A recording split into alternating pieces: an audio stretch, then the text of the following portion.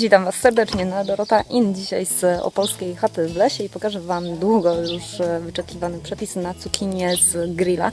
Możecie ją przygotować oczywiście na kilka sposobów, kroić też albo wzdłuż, albo tak jak ja w takie ćwiartki podłużne, albo w ósemki i nacierać ją różnymi przyprawami. Moja propozycja to jest sól, pieprz i sok z cytryny oraz cytrynowa skórka, a możecie też tą cytrynową startą z cytryny skórkę zastąpić na przykład czosnkiem bardzo drobno posiekanym, albo przeciśniętym przez praskę na tacce, albo bezpośrednio na żeberkach grilla.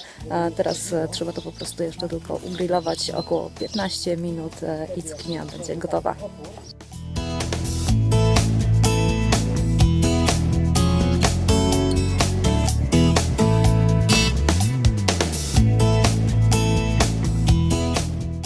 I cukinia w połowie grillowania poobracana, żeby ze wszystkich stron równomiernie się ugrillowała. Możecie jeszcze posypać ją na przykład taką w kawałkach pokruszoną mozzarellą albo fetą, to już opcjonalnie. I zaserwować się z pomidorem, z czymś zielonym. Mam nadzieję, że przypadnie Wam do gustu. Dajcie znać, jak Wam smakowała. Ja już uciekam, bo wszyscy czekają, żeby ją zjeść. Więcej przepisów na dania z grilla i nie tylko znajdziecie na dorota.in.